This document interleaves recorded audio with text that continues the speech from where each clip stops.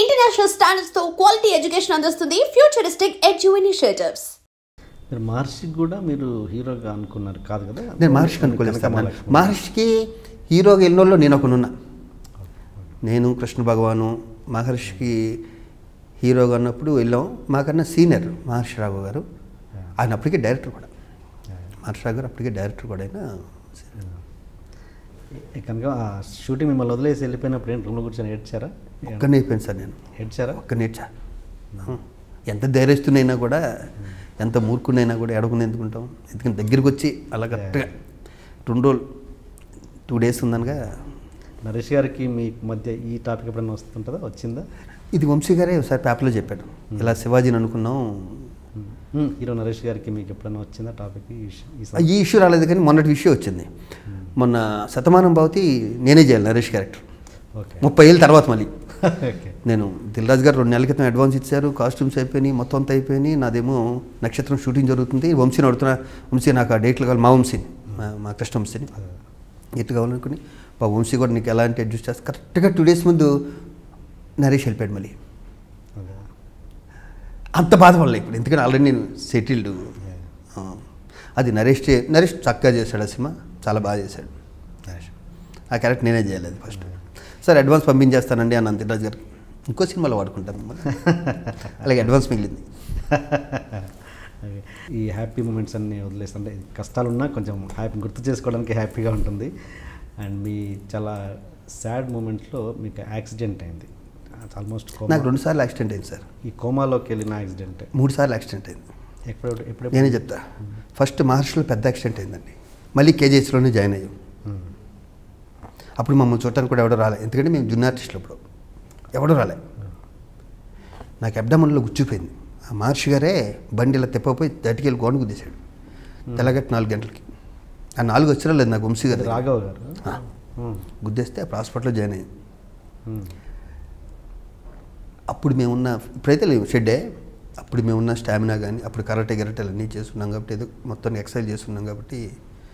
నేను రామ్ జగన్ అని నా క్లాస్మేట్, తను ఇద్దరం హాస్పిటల్లో జాయిన్ అయ్యాం. పొగల మొహాలు ఒకరు చూసి నవ్వుకున్నాం. ఎక్కడి నుంచి ఎక్కడికి వచ్చి ఎక్కడ యాక్సిడెంట్ జరిగింది అలా పడుకున్నాం బెడ్ల మీద. కుడతలు కట్టేసిన బెడ్, ఒక 100 మంది ఉంటారే అట్లా మధ్యలో పడుకున్నాం. మమ్మల్ని చూడటానికి కూడా ఎవరు రాలేదు. దాని తర్వాత సెట్ అయ్యి అలా వెళ్ళి ఆ సినిమాకి డూపుగా కూడా చేశాను మహర్షికి. నేను హీరోకి డూపు, నేను కొన్ని షాట్లు. ఇంకా నెక్స్ట్ 3 యాక్సిడెంట్స్ అండి. రెండోది వచ్చి పెద్ద యాక్సిడెంట్. రామచంద్రాపురం నుంచి హైదరాబాద్ వస్తున్నా. ఆ రోజు వినాయక చవితి మన్నాడు. మొత్తం కడియంలో ఆగి పూలన్నీ వెనకాల డిక్కీలు, నా సొంత కారు, నా డ్రైవరు, నా అసిస్టెంట్. సిటీ సెంటర్లోకి వచ్చాక యాక్సిడెంట్ అయింది. ఎట్లా ఉండదు? డివైడర్ని గుద్దేశాడు మా డ్రైవరు.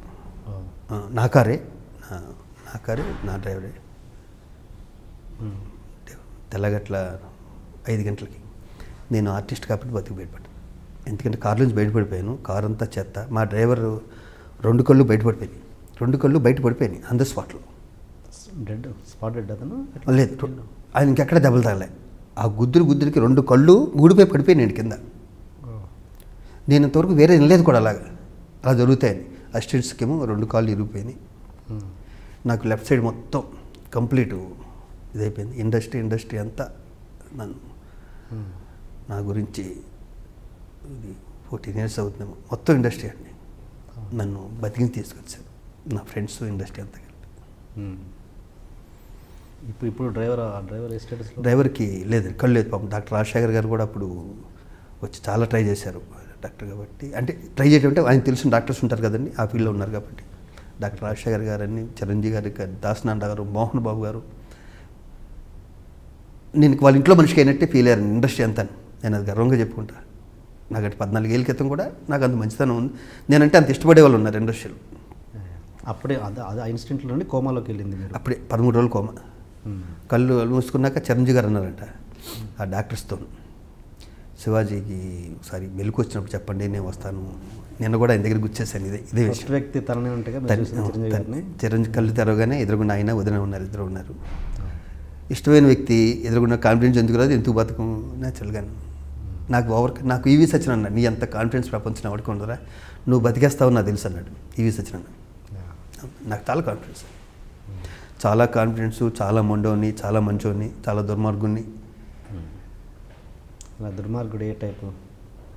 ఎవరికైనా ఫ్రెండ్కి ఏదైనా జరిగితే మాత్రం, మా నాన్నకి జరిగితే 3 పోటీలు కదండి, ఫ్రెండ్కి ఏదైనా జరిగితే 4 పోటీ చేస్తారు. దాని వెనక అడిగేది అంత ఇష్టం ఫ్రెండ్షిప్ అంటే. దాంట్లో మొహమాట అక్కర్లేదు, ఏం మారను, అది అలాగే ఉంటుంది. ఓకే. మీరు హాస్పిటల్లో ఉన్నప్పుడు శంకర్ గౌడ అనే వ్యక్తి మీకు కిడ్నీ ఇద్దామని 13 రోజులు తిరిగాడంట. మీకు అది ఏంటి అది ఆ ఇన్సిడెంట్? సరే, దేవుడు అన్నాడు. ఇప్పుడు ఫిలింనగర్లో ఎక్కడైతే బాటా షాప్ ఉందో మా ఎఫ్ఎన్సిసి దగ్గరలో, అక్కడ అమృతం జరిగేది గంగరాజు గారు. మంచి హిట్ సీరియల్ అది. నాకు ఒక వ్యక్తి జెన్యూన్గా కష్టపడుతున్నాడు అంటే నేను ఇంకేం చూడను. వాడు పడే కష్టం జెన్యూన్ అనిపిస్తే సరిపోద్దండి నాకు. నేను, ఝాన్సీ గారు, గుండు హనుమంతరావు గారు అందరం షూటింగ్ చేస్తున్నాం. దాని గేట్ ఉండేది, గేట్కి ఇలా ఉంటుంది చూసారా, ఇలా ఉంటుంది చూసారా, అట్లోంచి 2 కళ్ళు ఇలా చూస్తున్నాను నన్ను. అప్పటికి నేను పాపులర్, ఇటు సినిమాలో చాలా పెద్ద పెద్ద క్యారెక్టర్లు అన్నీ వేస్తాను. అమృతం కూడా మంచి హిట్. చూస్తుంటే ఇలా అంటున్నాడు ఒక వ్యక్తి. ఇంత రద్దీగా ఉండేది, ఖాళీగా ఉండేది ఆ ప్లేస్, ఫిల్మ్ చౌరస్తా, ఆ సెంటర్, అమృతం జరిగే టైంలో అంటున్నాడు. వీళ్ళు పక్క ప్యాన్ చేస్తే పక్కన చిన్న కుర్రాడు ఉన్నాడు, ఒక చిన్న కుర్రాడు. సర్లే, తర్వాత స్టార్ట్ అయిపోయాక ఊరికి లోపల రమ్మన్నా. ఏంటి అంటేనే మా అబ్బాయి అండి గుండెకి ఆపరేషన్ అని చెప్పి అపోలో హాస్పిటల్ తీసుకొచ్చాం. ఓకే సార్ 35,000 అవుతుందన్నాడండి, ఊరు వెళ్ళిపోతున్నాం అన్నాడు. ఈ పిల్లాడు నాన్న వాడు అమృతం చూశాడు. బాబు అమృతం చిన్నపిల్లలకి బాగా ఇష్టమైన సీరియల్ అప్పట్లో. నాన్న అని ఇప్పుడు ఈ సెల్లు ఏం లేవు కదా, ఈ ఆటోగ్రాఫ్లు దాని గురించి అడుగుతుంటే ఇచ్చాను.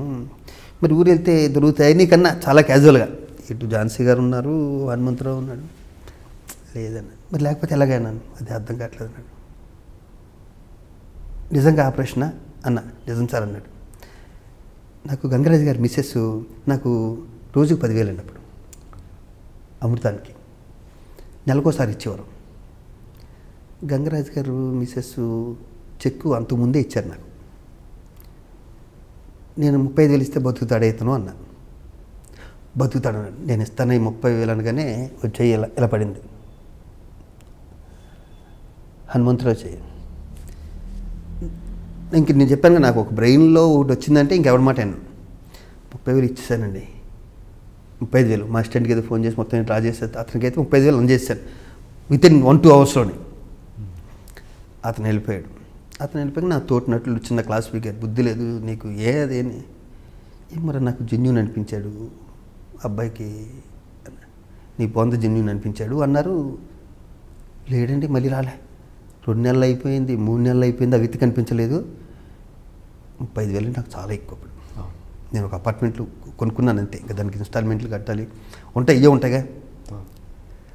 ఒక ఫైన్ మార్నింగ్ వచ్చాడు అతను, ఊర్లో 3 తీసుకుని, గౌడు వచ్చాడు. వచ్చి కాలదన్నం పెట్టాడు, కాలించుకున్నాడు. కరీంనగర్ దగ్గర అక్కడ వాళ్ళూరు. సార్ మా ఊరు రావాలి, మా ఊర్లో జాతర ఉంది, మీరు వస్తారని చెప్పేసాను అన్నాడు. బాబు ఎలా ఉన్నాడు? బాబు బాగున్నాడు సార్, బాబు ఊర్లో ఉన్నాడు, మిమ్మల్ని కూడా చూస్తానంటున్నాడు. సరే షూటింగ్ చేసాం. కరీంనగర్ కారు వేసుకుని కరీంనగర్ బయలుదేరాం. కరీంనగర్ దగ్గరే ఊరు. మీరు చెప్తే నమ్మరు, ఆ రోజు నేను పొందిన ఆనందం నా లైఫ్లో పొందలే. అదే అనుభూతున్నాను. చిన్న గుడిసె ఆ శంకర్ గౌడ్ది. లోపలికి వెళ్తే నాతో వాళ్ళ అబ్బాయి ఫోటో తీయించుకున్నాడు. దేవుడి గుడిలో నా ఫోటో, వాళ్ళ అబ్బాయిని కట్ చేశాడు, నాది మాత్రం పెట్టాడు.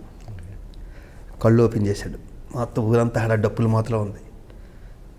కళ్ళు కూడా ఓపెన్ చేశాడు. తాగా. ఎవడొచ్చి పరిచయం చేస్తే నా పేరు చెప్పి పరిచయం చేశాడు, నా దేవుడు అంటున్నాడు. డాన్సులు చేసాము, వాళ్ళు గుళ్ళో జాతర, డాన్సులు చేసాము. మళ్ళీ వచ్చాము. మళ్ళీ ఏదో విసికి ఏదో తెప్పించాడు సాయంత్రం. మళ్ళీ తాగాం. ఆ బుడ్డోడు కొంచెం బుళ్ళో కూర్చున్నాడు. వాళ్ళందరూ ఊళ్ళంతా వచ్చారు కొంచెం ఈవినింగ్ వచ్చి ఊరి చివరి వరకు సాగనిపారు. జస్ట్ 35,000.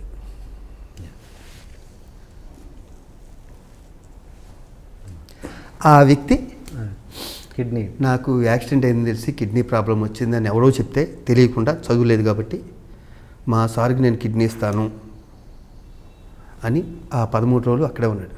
పిచ్చోడ నా కిడ్నీ బాగానే ఉందిరా, నాకు మెలుగు వచ్చాక 4 రోజుల తర్వాత అతను పిలిచి బెడ్ మీద ఉండగానే ఓకే కాలేజీకి నేర్చాడు. Subscribe iDream Media. Please do subscribe to iDream. Please subscribe to iDream Media. For best entertainment and information, please subscribe iDream. And don't forget to subscribe to iDream.